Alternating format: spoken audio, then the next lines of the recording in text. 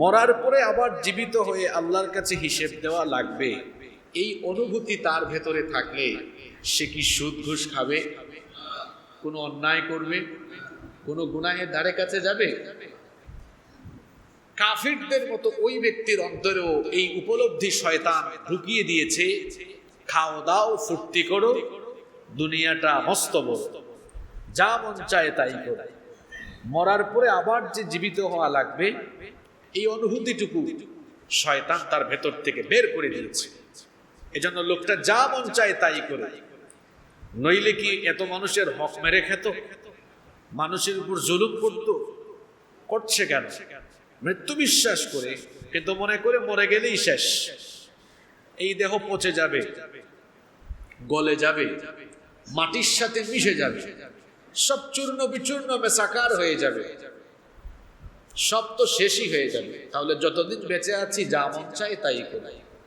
মরার পরে হাড্ডি গুড্ডি অস্থি পিঞ্জর সব চূর্ণ বিচূর্ণ হয়ে গেলে আবার আপনাকে জীবিত করার মতো ক্ষমতা আল্লাহ নাই। কি বলেন, আছে তো? থাকবেই বা না কেন? আপনি তো একটা সময় কিছুই ছিলেন না। আমি আপনি কি কিছু ছিলাম? একটা সময় কিছুই ছিলেন না। এখন তো 5 ফিট 7 ইঞ্চি 8 ইঞ্চি 6 ফিট মানুষ। আপনি কতটুকু ছিলেন? আপনি কতটুকু ছিলেন? আপনি 1 ফোঁটা স্পাম শুক্রাণু নাপাক পানি ছিলেন। এমন 1 ফোঁটা নাপাক পানি যেটা বের হয়ে যাওয়ার পরে আপনার বাপের উপরে গোসল ফরজ হয়েছে। ওই রকম নাপাক পানি থেকে আল্লাহ আপনাকে বানানো শুরু করেছে। আর এখন কত ফুটানি, ফুটানি আর ফুটানি, যা মন চায় তাই করছেন, আল্লাহর সাথে নাফরমানি করছেন, আল্লাহর বিধানগুলো জীবনে মেনে চলছেন। আল্লাহ তাআলা জিজ্ঞেস করছেন, বান্দা কি করে আমার সাথে নাফরমানি করো, কি করে তুমি আমার সাথে কুফরি করো? আমি আল্লাহ তোমাকে অস্তিত্ব দিলাম, আমি আল্লাহ তোমাকে জীবন দিলাম, অথচ একটা সময়ে তুমি ছিলে অস্তিত্বহীন, প্রাণহীন। কোরআনুল কারীমের 2 নম্বর সূরা সূরাতুল বাকারা এর 28 নম্বর আয়াতে রব্বুল আলামিন বলছেন, কাইফা তাকফুরুনা বিল্লাহি ওয়া কুনতুম আমওয়াতান ফাআহইয়াকুম সুম্মা ইউমীতুকুম সুম্মা ইহয়ীকুম সুম্মা ইলাইহি তুরজাউন। কি করে তোমরা আল্লাহর সাথে নাফরমানি করো, কি করে তোমরা আল্লাহর সাথে কুফরি করো? ওয়া কুনতুম আমওয়াতা, আর তোমরা ছিলে মৃত, তোমরা ছিলে প্রাণহীন, তোমরা ছিলে অস্তিত্বহীন। ফাআহইয়াকুম, অতঃপর তিনি তোমাদেরকে জীবন দিয়েছেন। আমাদেরকে অস্তিত্বহীনতা থেকে যিনি অস্তিত্ব দিলেন, সবাই বলেন তিনি কি? আল্লাহ। আল্লাহ তাআলা বলছেন তুমি তো কিছুই ছিলে না। কোরআনুল কারীমের 76 নম্বর সূরা সূরাতুল ইনসানের প্রথম আয়াতে আল্লাহ তাআলা বলছেন, হাল আতা আলাল ইনসানি হিনুম মিনাদ দাহরি লাম ইয়াকুন শাইআম মাযকুরা। কাল প্রবাহে এমন একটি সময় তোমার জীবনে অতিবাহিত হয়েছে যখন তোমার নাম নিশানা ছিল না, ঠিকানা ছিল না, ঘর বাড়ি ছিল না, কিছুই ছিল না। এখন তো তোমার অনেক পরিচয়, ইঞ্জিনিয়ার, লয়ার, ব্যারিস্টার, রাজনীতিবিদ, অর্থনীতিবিদ। আল্লাহ বলছেন তোমার জীবনে এমন এক সময় অতিবাহিত হয়েছে, লাম ইয়াকুন শাইআম মাযকুরা, উল্লেখ করার মতো তুমি কিছুই ছিলে না, নাম নিশানা, ঘর বাড়ি, ঠিকানা কিছুই ছিল না, তুমি ছিলে অস্তিত্বহীন। কিভাবে আমি আল্লাহ তোমাকে অস্তিত্ব দিলাম, কিভাবে তোমার পয়দা হলো বান্দা শোনো। কোরআনুল কারীমের 23 নম্বর সূরা সূরাতুল মুমিনুনের 12 নম্বর আয়াত থেকে আল্লাহ তাআলা বলছেন, ওয়ালাকাদ খালাকনাল ইনসানা মিন সুলালাতিন মিন তিন ثم جعلناه نطفة في قرار مكين ثم خلقنا النطفة علقة فخلقنا العلقة مضغة فخلقنا المضغة عظاما فكسونا العظام لحما ثم أنشأناه خلقا آخر فتبارك الله أحسن الخالقين আল্লাহ তাআলা বলছেন আর অবশ্যই মানুষকে আমি মাটির নির্যাস থেকে বানিয়েছি সরাসরি মাটি থেকে আল্লাহ তাআলা আমাদের বাবা আদম আলাইহিস সালামকে বানিয়েছেন আদম থেকে আল্লাহ তার স্ত্রী আমাদের মা হাওয়া আলাইহিস সালামকে বানিয়েছেন এরপরে পৃথিবীতে ঈসা আলাইহিস সালাম ব্যতীত সকল মানুষকে আল্লাহ নারী পুরুষের মিলনের মাধ্যমে বানিয়েছেন আর সেটার প্রক্রিয়াটা শুরু হয়েছে এক ফোঁটা স্পাম থেকে এক ফোঁটা শুক্রাণু থেকে আল্লাহ বলছেন শোনো কি করে আমি তোমাকে বানিয়েছি আমি আল্লাহ তোমাকে কি করলাম শোনো 7টি ক্যাটাগরিতে আল্লাহ মানুষ বানিয়েছেন 7টি পর্যায়ে আল্লাহ মানুষ বানালেন প্রথম পর্যায়ে হলো আদম আলাইহিস সালাম যাকে আল্লাহ সরাসরি মাটি থেকে বানালেন এরপরে ঈসা নবী ব্যতীত আমাদের সবাইকে আল্লাহ শুক্রাণু থেকে বানানো স্টার্ট করেছেন দ্বিতীয় পর্যায়ে হলো আল্লাহ বলছেন এরপরে এক ফোঁটা স্পামকে আমি ফি করারিম মাকিন জরায়ুর ভেতরে সুরক্ষিত আধারে আমি এটাকে সংরক্ষণ করেছি এরপরে সেই স্পামকে শুক্রাণু ফোঁটাকে আমি 3 নম্বর পর্যায়ে জমাট বাঁধা রক্তে পরিণত করেছি এরপরে চতুর্থ পর্যায়ে জমাট বাঁধা রক্তকে আমি আল্লাহ গোশতপিণ্ডে পরিণত করেছি পঞ্চম পর্যায়ে গোশতপিণ্ডকে বড় একটা হাড্ডিতে রূপান্তর করেছি ষষ্ঠ পর্যায়ে বড় ওই হাড্ডির উপরে গোশতের পোশাক পরিয়ে দিয়ে তোমাকে সুন্দর স্ট্রাকচার দিয়েছি কান চক্ষু ঠোঁট নাক হাত পা সুন্দর একটা অবয়ব দিয়ে সুন্দর একটা স্ট্রাকচার দিয়ে সপ্তম পর্যায়ে এবার আমি তোমাকে পরিপূর্ণ করার জন্য তোমার এই দেহের ভেতরে আমি আল্লাহ রূহ ফুঁকে দিয়েছি আল্লাহ তাআলা বলছেন এভাবে আমি 7টি পর্যায়ে ধাপে ধাপে তোমাকে বানিয়েছি 7টি পর্যায়ে ধাপে ধাপে বানানোর পরে কি করলাম শোনো কোরআনুল কারীমের 22 নম্বর সূরা সূরাতুল হজ্জ 5 নম্বর আয়াতের শেষের দিকে আল্লাহ বলেছেন ওয়া নুকিরু ফিল আরহামি মা নাশাউ ইলা আজালিন মুসাম্মা এই রকম 7টি পর্যায়ে তোমাকে বানানোর পরে পেটের ভেতর থেকে বের করি নাই তোমার মায়ের পেটের ভেতরে আমি আল্লাহ তোমাকে একটা নির্দিষ্ট সময় পর্যন্ত রেখে দিলাম আর ওই নির্দিষ্ট সময় যখন অতিবাহিত হয়ে গেল তখন কি করলাম শোনো সুম্মা নুখরিজুকুম তিফলা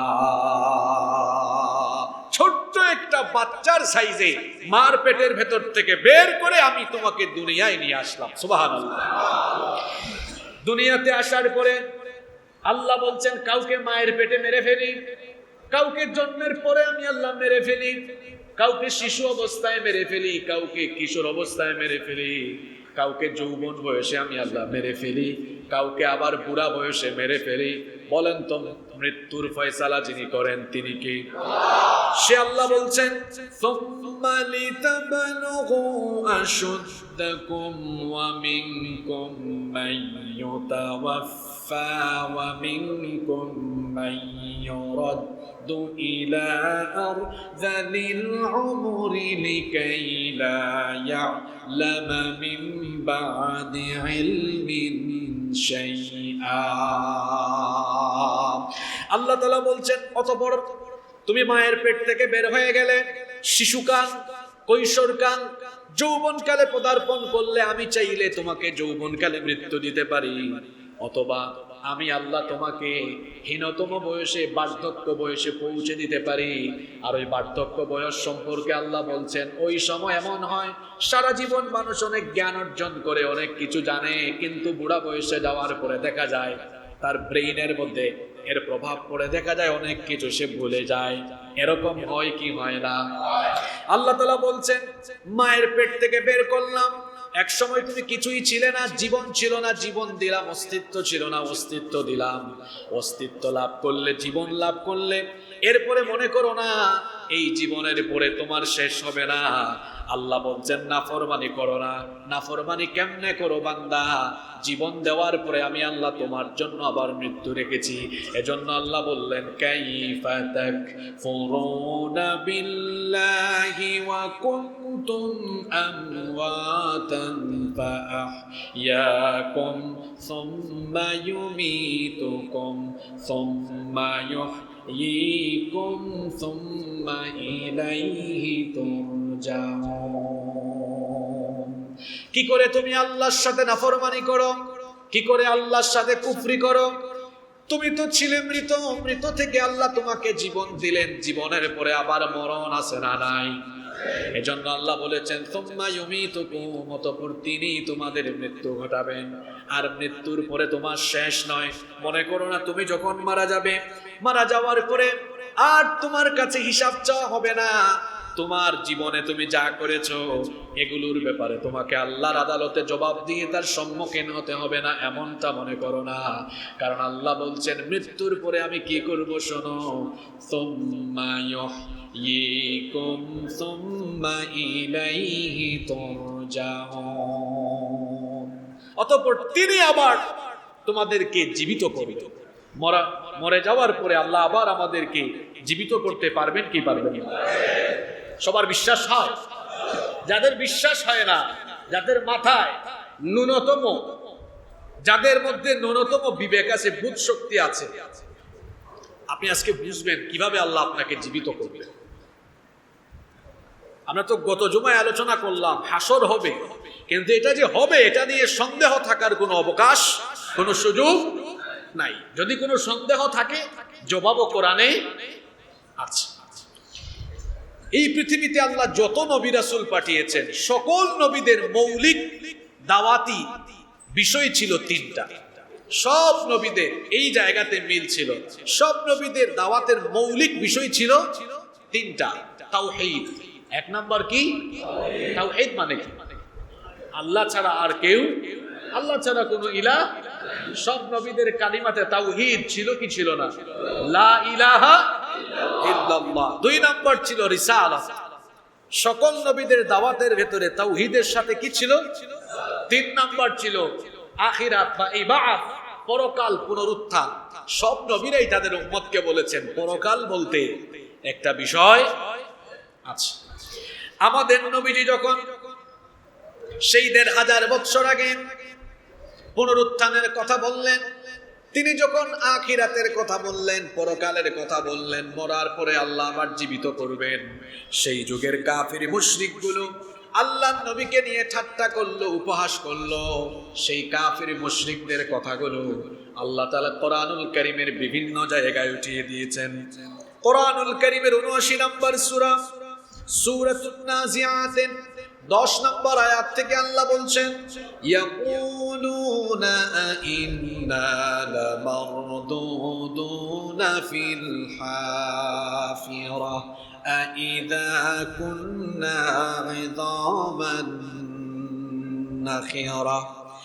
তারা বলতো, যখন আমরা চূর্ণ বিচূর্ণ হয়ে যাব, হাড্ডি গুড্ডি সব যখন চূর্ণ বিচূর্ণ হয়ে যাবে, তখন কি আবার আমাদেরকে পূর্বের অবস্থায়, অর্থাৎ আবার কি আমাদেরকে দুনিয়ার মতো আবার কি জীবিত করা হবে নাকি? নবীজি যখন তাদেরকে বলতেন মরার পরে আল্লাহ জীবিত করবেন, কাফির মুশরিকরা তখন ঠাট্টা করে করে বলতো। কোরআনুল কারীমের 23 নম্বর সূরা, সূরাতুল মুমিনুনের 82 নম্বর আয়াতে আল্লাহ তাআলা বলছেন, قالوا أإذا متنا وكنا ترابا وعظاما أإنا لمبعوثون। তারা বলতো, আমরা যখন মরে মাটির সাথে মিশে যাব, যখন আমরা অস্থিপিঞ্জর হাড়ে পরিণত হয়ে যাব, তখন কি আবার আমাদেরকে পুনরুত্থিত করা হবে নাকি? কাফিরেরা আরো বলতো, ওয়াকালাল্লাযীনা কাফারু আইযা কুন্না তুরাবান ওয়া আবাউনা আইন্না লামুখরাজুন। আমরা এবং আমাদের পূর্বপুরুষরা যারা মরে যাওয়ার পরে মাটির সাথে মিশে গিয়েছে, আমাদেরকে কি আবার সেই অবস্থায় বের করে আনা হবে নাকি? আবার কি আমাদেরকে জীবিত করা হবে নাকি? কাফিরের গোষ্ঠী আরো বলতো, ওয়াকালু আইযা কুন্না ইযামান ওয়া রুফাতান আইন্না লামাবউসুনা খালকান জাদীদা। কোরআনুল কারীমের 17 নম্বর সূরা বনি ইসরাঈলের 49 নম্বর আয়াতে পরকাল অবিশ্বাসী কাফিরদের যুক্তি উঠিয়ে দিয়েছেন। তারা বলতো, আমরা যখন মরে গিয়ে হাড্ডিতে পরিণত হব, যখন আমাদের এই দেহ ছিন্ন বিচ্ছিন্ন হয়ে যাবে, তখন কি আবার নতুন করে আমাদেরকে জীবিত করা হবে নাকি? কাফিররা যখন প্রশ্ন বানে নবীজিকে জর্জরিত করত, তখন আল্লাহ তাআলা নবীজিকে জবাব শিখাইয়া দিলেন। কারণ এই পৃথিবীর কোনো মানুষ তো নবীজির শিক্ষক নন। নবীজির আল্লাহ নবীর শিক্ষক যিনি, জোরে বলেন তিনি কে? নানা প্রশ্ন বানে যখন কাফিররা নবীজিকে জর্জরিত করলো, পুনরুত্থান সম্পর্কে এই পরকাল বিশ্বাসী কাফিররা যখন নানা ধরনের কথা বলল, আল্লাহ তাআলা তার নবীজিকে জবাব শিখাইয়া দিলেন। ও নবী, পরকাল অবিশ্বাসী এই লোকদেরকে আপনি জবাব দেন, قل كونوا حجارة أو حديدا أو خلقا مما يكبر في صدوركم فسيقولون من يعيدنا। নবী, আপনি তাদেরকে বলেন, তোমরা মরে যাওয়ার পরে তোমাদের এই দেহ যদি পচে গলে গিয়ে একেবারে এগুলো যদি চূর্ণ বিচূর্ণ হয়, শুধু তাই নয়, এগুলো যদি পাথর বা লোহায় পরিণত হয়ে যায়, অথবা তার চেয়ে আরো বড় কিছুতে পরিণত হয়ে যায়, তোমরা বলো মান ইউঈদুনা, কে আমাদেরকে জীবিত করবে? শোনো কাফিরের দল, আল্লাহ বলেছেন কুলিল্লাযী ফাতারাকুম আউওয়ালা মাররা। প্রথমবার যখন তুমি কিছুই ছিলে না, প্রথমবার যিনি তোমাকে পয়দা করেছেন, যিনি তোমাকে সৃষ্টি করেছেন, সে আল্লাহ। তুমি আবার মরে গেলে তোমাকে আবার জিন্দা করবে। প্রথমবার আপনাকে যিনি সৃষ্টি করেছেন, পরের বার কি তিনি আপনাকে আবার জীবিত করতে পারবেন না? জোরে বলেন, পারবেন কি পারবেন না? শোনেন, আপনাদেরকে একটা ঘটনা শোনাই। আমাদের পছন্দের সূরা ইয়াসিন। সূরা ইয়াসিনের শেষের 5টা আয়াত আপনারা পড়বেন। শেষের 5 আয়াতে একটা সুন্দর ঘটনা এসেছে। ঘটনাটা হলো এই, উবাই বিন খালফ অথবা আস ইবনে ওয়াইল, তাফসীর এই দুজনের কথা এসেছে, তবে বেশিরভাগ রিওয়ায়াতে এসেছে আস ইবনে ওয়াইল। তিনি মক্কার উপত্যকায় হাঁটছেন। হঠাৎ করে তিনি জরাজীর্ণ কিছু হাড্ডি দেখলেন, অনেক পুরনো দিনের হাড্ডি। এই হাড্ডিগুলো হাতে নিয়ে ভাবলেন, জানি না কতকাল আগে কোন ব্যক্তি মারা গিয়েছে, তার শরীর পচে গলে গিয়ে হাড্ডিগুলো অবশিষ্ট আছে। এই হাড়গুলো হাতে নিলেন। হাতে নিয়ে যখন তিনি এভাবে চাপ দিলেন, চাপ দেওয়ার সঙ্গে সঙ্গে হাড়গুলো একেবারে গুঁড়া গুঁড়া হয়ে গেল, চূর্ণ বিচূর্ণ হয়ে গেল। এই চূর্ণ বিচূর্ণ হয়ে যাওয়া হাড়গুলো নিয়ে তিনি আল্লাহর নবীর সামনে গেলেন। আল্লাহর নবীর সামনে গিয়ে তিনি প্রশ্ন করলেন, ওগো আল্লাহর নবী, এই যে অনেক পুরনো দিনের হাড়, আমি আমার হাত দিয়ে আবার চেপে ধরে এগুলোকে আরো চূর্ণ বিচূর্ণ করে দিলাম, এরপরেও কি আল্লাহ তাআলা এই গুঁড়া গুঁড়া হয়ে যাওয়া হাড়গুলোকে পূর্বের অবস্থায় ফিরিয়ে নিয়ে ওই ব্যক্তিকে জীবিত করবেন কিনা? আল্লাহ তাআলা এই ঘটনা কোরআনে এভাবে উঠিয়ে দিয়েছেন, وضرب لنا مثلا ونسي خلقه قال من يحيي العظام وهي رميم। অনবিশেষে আমার ব্যাপারে আপনার কাছে দৃষ্টান্ত পেশ করে, অথচ তার নিজের উৎস সম্পর্কে সে অনবহিত হয়ে গিয়েছে। সে আপনার কাছে এসে বলে, মান ইউহিল ইযামা ওয়া হিয়া রামীম, এই হাড়গুলো চূর্ণ বিচূর্ণ হয়ে গেল, এগুলোকে কে আবার জিন্দা করবে? নবী গো আপনি তাকে উত্তর দেন, কুল ইয়ুহ্যিহাল্লাযী আনশাআহা আউওয়ালা মাররা ওয়া হুয়া বিকুল্লি খালকিন আলীম। এখন তো এগুলো হাড়। নবী তাকে বলেন, একটা সময় এই ব্যক্তি হাড়ও ছিল না। কি বলেন, হাড় ছিল? আমি তো আলোচনা শুরুই করেছি আপনার অস্তিত্ব দিয়ে। আল্লাহ নবীজিকে শিখাচ্ছেন, নবী তাকে বলেন, এখন তো সে হাতের মধ্যে চূর্ণ বিচূর্ণ হয়ে যাওয়া হাড্ডি উপস্থাপন করে বলছে, এটা কি আবার ওই জীবিত মানুষের মতো ওই ব্যক্তিকে আবার এই হাড়গুলো জোড়া লাগায় জীবিত করা হবে? নবী বলেন, অত একটা সময় কিছুই ছিল না, যখন সে কিছুই ছিল না তখন প্রথমবার যিনি তাকে পয়দা করেছেন, এখন হাড়গুলো সব শেষ হয়ে গেল, আবার তিনিই তাকে জীবিত করতে পারবেন। সুবহানাল্লাহ। এই যে ফোন, মোবাইল ফোন, যারা এই মোবাইল ফোন বানিয়েছে, আপনি আপনার হাতে মোবাইল ফোন নিয়ে মোবাইলের ভেতরের পার্ট সব খুলে খুলে যদি আলাদা করে দেন, মোবাইল ফোন যারা বানিয়েছে তাকে যদি ডেকে এনে বলেন, ভাই সব আমি আলাদা আলাদা করে খুলে ফেলছি, আপনি কি এটাকে আগের অবস্থায় ফিরিয়ে নিতে পারবেন? মানে এটাকে আবার আপনি পার্টস গুলা জোড়া জায়গায় জায়গায় ফিটিংস দিয়ে আবার আগের অবস্থায় নিয়ে যেতে পারবেন? কমন সেন্স কি বলে, পারবে কি পারবে না? জোরে বলেন, পারবে কি পারবে না? ওই গ্যারেজে জানতো, যে সকল গাড়ি ডেন্টিং পেইন্টিং হয়, অ্যাক্সিডেন্ট করা গাড়ি, দেখবেন গ্যারেজের মিস্ত্রিরা সব পার্টস খুলে ফেলার পরে তাদের কাজ করে তারা আবার গাড়িকে এমন ভাবে ডেন্ট পেইন্ট দিয়ে বের করে, দেখলে মনে হয় শোরুম কন্ডিশন, ঠিক কি না? তো গাড়ি যদি ডেন্ট পেইন্ট দিয়ে মিস্ত্রি সব জোড়া লাগাইতে পারে, আর মোবাইলের কারিগররা যদি ওই সানমারে গেলে দেখবেন মোবাইলের অনেক কারিগর বসে আছে না? মোবাইল নষ্ট হয়েছে, সব খুলে ফেলেছে, আবার জোড়া লাগিয়ে দিয়েছে।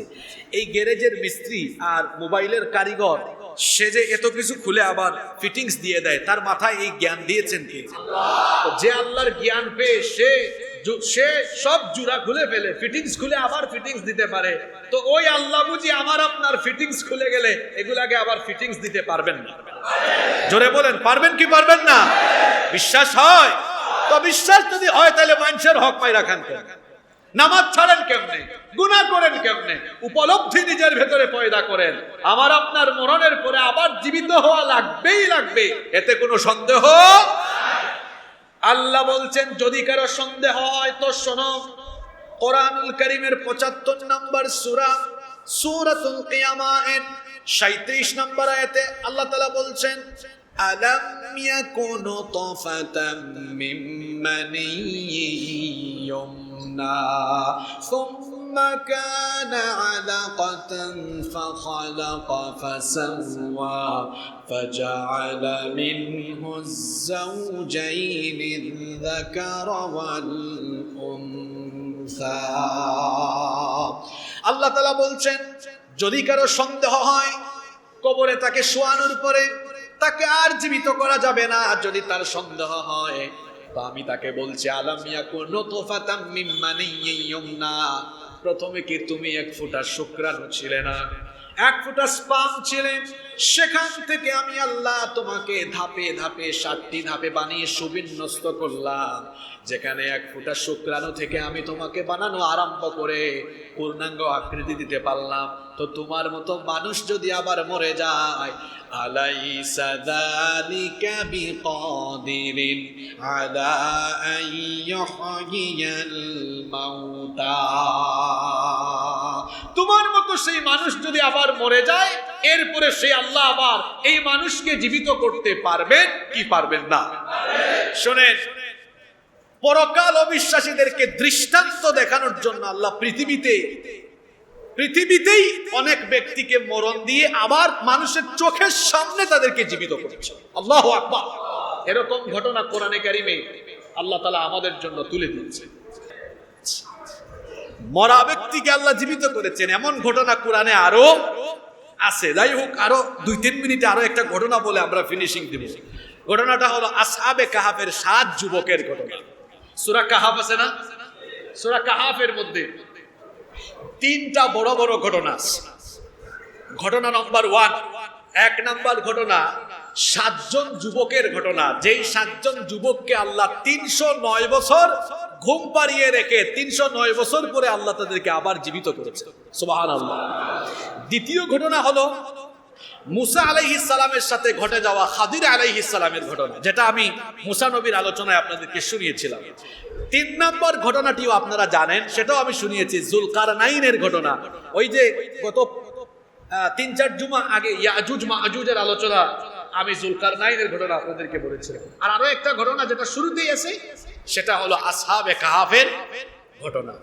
এই ঘটনাটা হচ্ছে এমন, এটা নবীজি দুনিয়াতে আগমনের 450 বছর বা তার চেয়ে আরো কিছু সময় আগের ঘটনা, মোটামুটি 400-750 বছর আগের এই কাহিনী।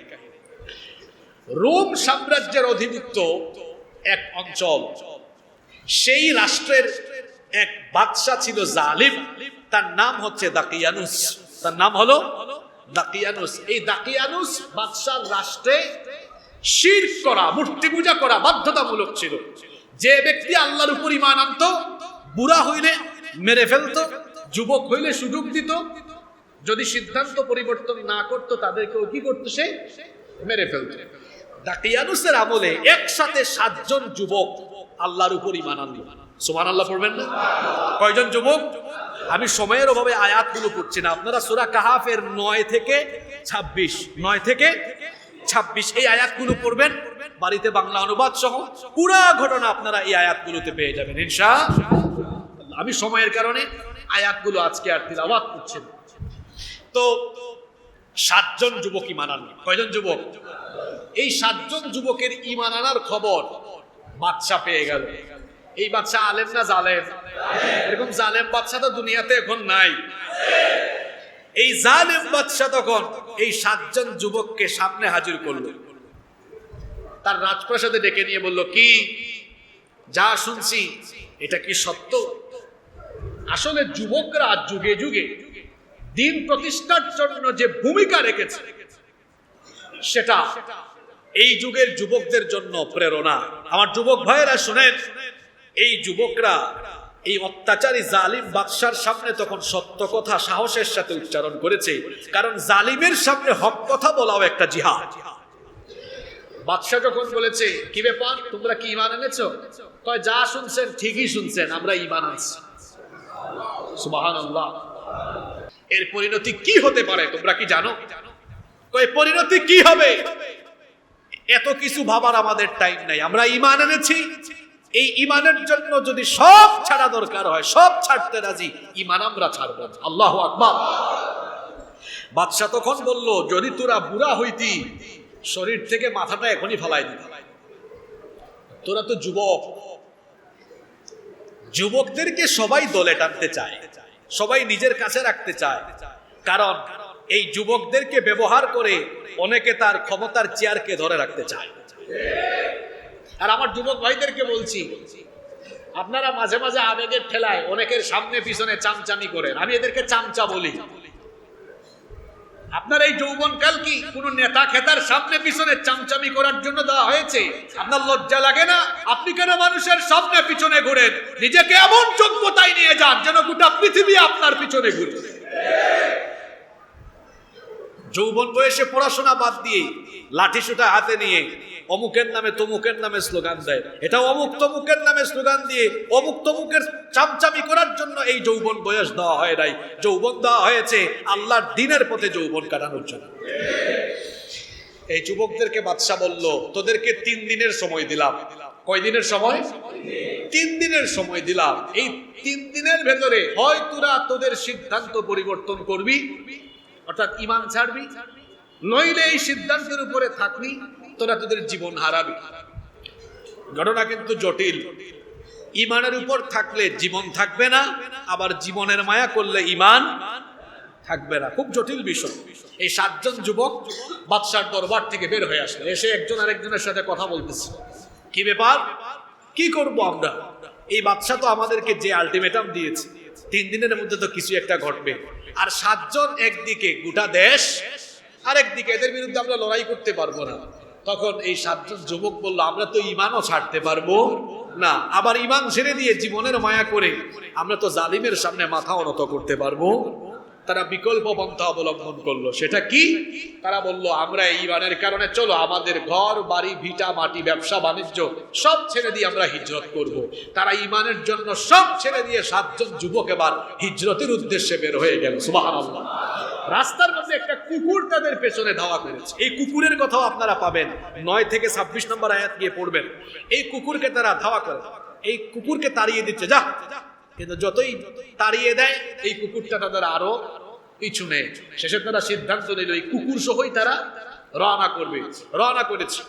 রওনা করেছে তারা। হাঁটতে হাঁটতে খুব ক্লান্ত হয়ে গিয়েছে। সকালবেলা ভোরবেলা তারা এক পর্বতমালার কাছ দিয়ে যাচ্ছিল। এই পর্বতমালার মুখে একটা বিরাট বিস্তীর্ণ গুহা ছিল। তারা বলল, অনেক ক্লান্ত হয়ে গিয়েছে, চলো এই গুহার ভেতরে ঢুকে বিশ্রাম করি। এই গুহার ভেতরে ঢুকে তারা বিশ্রাম গ্রহণ করবে। এমত অবস্থায় তারা আল্লাহর কাছে দোয়া করলো। দোয়া করে আল্লাহর কাছে তারা 2টা জিনিস চাইলো। কয়টা জিনিস চাইলো? জোরে বলেন, কয়টা? সূরা কাহাফের মধ্যে আল্লাহ তাদের এই দোয়া উঠায় দিয়েছেন। 10 নম্বর আয়াতে আল্লাহ বলছেন, ইয আওয়াল ফিতয়াতু ইলাল কাহাফি ফাকালু রব্বানা আতিনা মিন লাদুনকা রাহমাতান ওয়া হাইয়্যি লানা মিন আমরিনা রাশাদা। আল্লাহ বলছেন, এই যুবকেরা যখন গুহায় ঢুকলো, দোয়া করলো, রব্বানা আতিনা মিন লাদুনকা রাহমা, হে আমাদের রব, আপনার তরফ থেকে আমাদেরকে রহমত দান করেন। 1 নম্বর দোয়া করলো কিসের? রহমতের। 2 নম্বর দোয়া তারা করলো, ওয়া হাইয়্যি লানা মিন আমরিনা রাশাদা, আমাদের কাজ সহজ করে দেন। 1 নম্বর আল্লাহর কাছে চাইছে কি? আল্লাহ দোয়া কবুল করে বললেন, ফাদরাবনা আলা আযানিহিম ফিল কাহফি সিনিনা আদাদা। পরের আয়াত আল্লাহ বলছেন, যা রহমত দিলাম, রহমতের ঘুম পাড়ায়া, আল্লাহ বলছেন আমি তাদের কান বন্ধ করে রহমতের ঘুম পাড়ালাম। কি বন্ধ করে? এখানে বিজ্ঞান একটা মারাত্মক তথ্য পেয়েছে। মানুষ যখন ঘুমায় তখন সবার আগে তার চক্ষু ঘুমায়। সবার আগে কি ঘুমায়? আর সবার আগে জেগে উঠে কান। দেখবেন আমরা যখন ঘুমাই, ঘুমানোর সময় সবার আগে কি বন্ধ হয়? কিন্তু কান তখনও সজাগ থাকে। দেখবেন মসজিদে জুমার দিনে সকিনা নাজিল, সাকিনা মানে রহমত নাজিল হতে থাকে, এজন্য অনেকে ঝিমাইতে থাকে। কিন্তু যখন একটু আওয়াজ হয় সাথে সাথে কি হয়? ঘুম ভাঙে। আপনি বাড়িতে ঘুমিয়েছেন, হঠাৎ করে হাতের গ্লাস পড়ে গেছে, বিকট আওয়াজ, ঘুম ভেঙে যায়। কারণ আপনার চক্ষু ঘুমালেও কান তখনও সজাগ। বিজ্ঞান বলছে মানুষ গভীর ঘুমে আচ্ছন্ন হলে পরে তার কান বন্ধ হয়। আবার সকালবেলা আমাদের ঘুম ভাঙে, সর্বপ্রথম চোখ খুলে না কানে কোনো আওয়াজ যায়? আগে কানে আওয়াজ যায়। আল্লাহ বলছেন, তোরা রহমত চেয়েছিস, যা কান বন্ধ করে দিয়ে, দুনিয়ার কোনো আওয়াজ কানে ঢুকবে না, কান বন্ধ করে আরামের ঘুমে, রহমতের ঘুমে তোদেরকে আচ্ছন্ন রাখলাম। সুবহানাল্লাহ। বলবেন হুজুর, তারা তো চাইছে রহমত, আল্লাহ ঘুম দিলেন কেন? ঘুমের চেয়ে বড় রহমত আর আছে? কত ব্যক্তি সারা রাত বিছানার এপাশ থেকে ওপাশে যায়, ঘুমাইতে পারে না। ঘুম এটা বিরাট বড় রহমত। আল্লাহ ঘুম পাড়ায় রাখলেন। কত বছর? 300। আপনারা কয়দিন ঘুমান? 4-5 ঘন্টা ঘুমান। আর এই যুবকেরা ঘুমাইতেছে কয় ঘন্টা? 300। এটা স্বাভাবিক না অস্বাভাবিক ঘটনা? 2 নম্বর দোয়া করেছে, আল্লাহ কাজ সহজ করে দাও। কি কাজ? আল্লাহ, আমরা তো ঈমানের কারণেই এলাকা ছাড়লাম। হ্যাঁ, তো এরা তো ঈমান আনলো না, এদেরকে তো ঈমানের দাওয়াত দেওয়ার সুযোগ ছিল আমাদের, সুযোগটা তো আর পাইলাম না। আল্লাহ বলেন, তোরা ঘুমায়ে থাক, যাদের কারণে এলাকা ছাড়লি, গোটা দেশের মানুষকে সাইজ করার দায়িত্ব আমি নিলাম, সবগুলারে আমি ঈমানদার বানাবো। সুবহানাল্লাহ। এই 309 বছরেরা ঘুমায়া থাকলো, আর আল্লাহ এই 309 বছরে ওই গোটা দেশের মানুষকে ঈমানদার বানিয়ে দিয়েছেন। এখন 309 বছর পরে যে বাদশার আমল, ওই বাদশা ইমানদার ছিল, কিন্তু ওই বাদশার আমলের লোকেরা পরকাল সম্পর্কে অন্তরে খুঁটিনাটি সন্দেহ পোষণ করত। তখন বাদশা দোয়া করলো, আল্লাহ এমন একটা ঘটনা ঘটাও যাতে আমার দেশের মানুষ এক ঘটনায় সাইজ হয়ে যায়। আল্লাহ ঘটনা ঘটাইলেন। ওই বাদশার দোয়া কবুল করে 309 বছর পরে ওই গুহার ভেতরে ঘুমিয়ে থাকা 7 জন যুবককে আল্লাহ জীবিত করে তুললেন। সুবহানাল্লাহ। এরা যখন ঘুমাইছিল তখন কোন সময় বলছিলাম না আপনাদেরকে, সকালে না বিকালে? আর যখন 309 বছর পরে আল্লাহ জাগ্রত করেছেন, সময়টা ছিল বিকাল বেলা। এরা ঘুমের থেকে উঠে একটা আরেকটারে জিগায়, কি রে কতক্ষণ ঘুমাইছি আমরা? তখন কি ঘড়ি ছিল? কয় কতক্ষণ ঘুমাইছি? একজন কয় মনে হয় কয়েক ঘন্টা, আরেকজন কয় মনে হয় একদিন, আরেকজন কয় মনে হয় আধা দিন। নিজেরা তর্ক বিতর্ক করছে। তখন বলল, ভাই তর্ক বিতর্ক বাদ দাও, কতক্ষণ ঘুমাইছি ভালো জানেন কে? ঘুমের থেকে উঠলে পেটে কি লাগে? ক্ষুধা লাগে। প্রত্যেকেই পকেটে হাত দিয়ে কিছু মুদ্রা বের করে একজনকে দিল, যাও বাজারে যাও তো, বাজারে গিয়ে কিছু কিনে নিয়ে আসো, আর মুখ বান্ধা যাও, আমাদের বিরুদ্ধে মামলা আছে, কেউ দেখলে খবর আছে না নাই? এই লোক যখন মুখ বান্ধা একজন যুবক গুহা থেকে বের হয়েছে, কয় কিরে সব দিকে উলট পালট লাগে, 309 বছর আগে কি 12 কোয়ার্টার পাহাড় তুলে এরকম ছিল নাকি? কথা বলেন, এরকম ছিল? আরে আজ থেকে 20 বছর আগে হতো। এই যে হালি শহরে এত বিল্ডিং হয়েছে, এই এখানে অনেক জায়গায় আমি মানুষকে বলতে শুনেছি এখানে খাল বিল বন জঙ্গল ছিল। কি বলেন, ছিল কি ছিল না? 309 বছর পরে এরা যখন গুহা থেকে এক যুবক বের হয়েছে, একজনকে দায়িত্ব দিয়েছে, কয় কিরে সব দিকে এলাকা উলট পালট লাগে। কয় বুঝছি, ঘুমের থেকে উঠছি তো এজন্য মনে হয় সব উলট পালট লাগতেছে। কিন্তু সামনে আগায় দেখে মানুষও উলট পালট। উলট পালট মানে কিরে রহিমউদ্দিন চাচা, করিমউদ্দিন চাচা কই? আগের কোনো মানুষ দেখি না, সব দেখি নতুন নতুন মানুষ। বুঝছি মনে হয় এলাকায় পিকনিকে নতুন কোনো মানুষ আসছে, এরকম তো হইতে পারে। এখন বাজারে গেল, গিয়ে দেখে বাজারও চেঞ্জ হয়ে গিয়েছে। ভাবতেছে বাজারের থেকে গিয়ে তারা সে অনেক জিনিস কিনলো, কিনে কি দিতে হয়, জিনিস কিনে কি দিতে হয়? তো সেই সময় তো কাগজি মুদ্রা ছিল না, দিয়েছে মুদ্রা, রৌপ্য মুদ্রা। এখন যে মুদ্রা দিচ্ছে দোকানদারকে, এটা কয় বছর আগে? কত বছর আগে?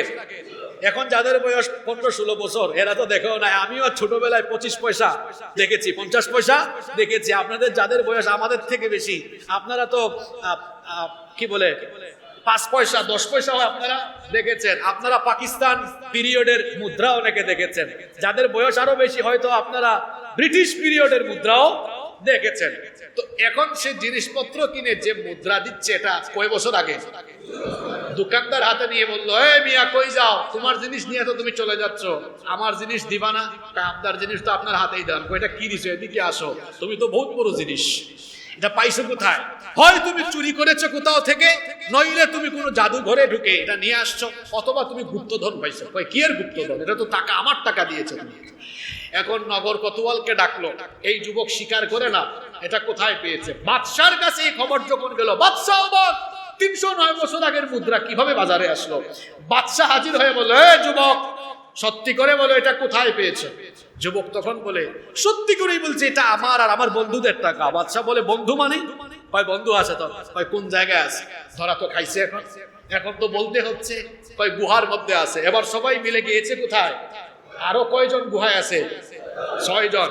বাদশা এবার বলতেছে, যুবকেরা সত্যি করে বলো এই মুদ্রা কোন জায়গায় পেয়েছো? চুরি করছো কোথাও থেকে? কেন আমরা চুরি করবো, এটা আমাদের টাকা। বাদশা তখন বলল, এতক্ষণ বহু চালাকি করছো, আমি বাদশা, আমার সাথে তোমরা ফাজলামি করো না। এখন এই 7 জন যুবক বলে, আপনি বাদশা মানে? কি এর বাদশা? আমরা বাদশাকে ভালো করেই চিনি। এবার আশপাশ থেকে লোকেরা বলছে, বাদশার সাথে ফাজলামি করো। কই ওই কিসের বাদশা? বাদশাকে আমরা ভালো করে চিনি, আমাদের ঝামেলা তো বাদশার সাথে। বাদশার সাথে ঝামেলা করেই তো এই গুহার ভিতর আমরা এসে ঢুকছি। তখন ওই বাদশা ছিলেন খুব বিচক্ষণ, বললেন বাদশার সাথে ঝামেলা মানে? তখন বলল, কেন, দাকিয়ানুস কোন জায়গায়? ঝামেলা তো দাকিয়ানুসের সাথে। এই বাদশা অবাক, কি এই যুবকেরা দাকিয়ানুসের কথা কেন বলে? দাকিয়ানুসের কথা বলছে, মুদ্রার দিকে তাকায় দেখে এটা দাকিয়ানুসের আমলের মুদ্রা। বাদশা তো অবাক, অফিসের কর্মচারীদেরকে বলল, দাকিয়ানুসের আমলের সব ফাইলপত্র আনো, এগুলো তালাশ করো। ফাইলপত্র তালাশ করে পাওয়া গেল আসলে এই 7 জন যুবকের নামে মামলা আছে। এবার বাদশা বলল, কি রে, এটা তো 309 বছর আগের মামলা, 309 বছর ধরে গুহার ভিতরে তোরা কি করিস? এবার যুবকেরা বলে, কিসের 309 বছর? সকালে ঘুমাইছি, বিকালে ঘুম থেকে উঠছি। আল্লাহু আকবার। এরা যখন জানতো যে না, এটা সকাল বিকালের খবর না, এটা 309 বছর আগের খবর, তখন তারা জানলো আল্লাহ বলছেন এই ঘটনাটা আমি চোখের সামনে এজন্য ঘটিয়েছি। 21 নম্বর আয়াতে আল্লাহ বলছেন, এদেরকে আমি এজন্য জীবিত করেছি যাতে পরকাল অবিশ্বাসী ওই সমাজের ওই সময়ের লোকেরা চোখের সামনে দেখে 309 বছর আল্লাহ যে যুবকদেরকে ঘুম পাড়ায় রেখে আবার 309 বছর পরে জীবিত করতে পেরেছেন, সে আল্লাহ মরে যাওয়ার পরে আমাদের মতো মানুষদেরকে জীবিত করতে পারবেন। এই বিশ্বাস আছে আমাদের? যদি থাকে আমার মনে হয় উপলব্ধি তৈরি হবে। আসরের নামাজ কাজা হবে, কোনো গুনাহের সাথে আর আমরা সম্পৃক্ত হওয়ার কোনো সুযোগ নাই। আসুন পরকালের জবাবদিহির অনুভূতি উপলব্ধি অন্তরে লালন করে তবেই আমরা আখিরাতমুখী জীবন গঠন করতে পারবো ইনশাআল্লাহ। আল্লাহ আমাদের সকলকে তৌফিক দান করুন।